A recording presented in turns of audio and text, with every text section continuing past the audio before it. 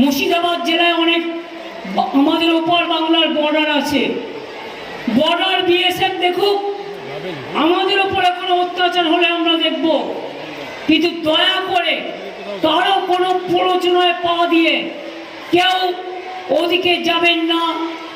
তার কারণ অনেকের ইন্টেনশন আছে দাঙ্গা লাগিয়ে দিয়ে দুই দেশের মধ্যে গন্ডগোল বাঁধিয়ে দিয়ে সরে আসার।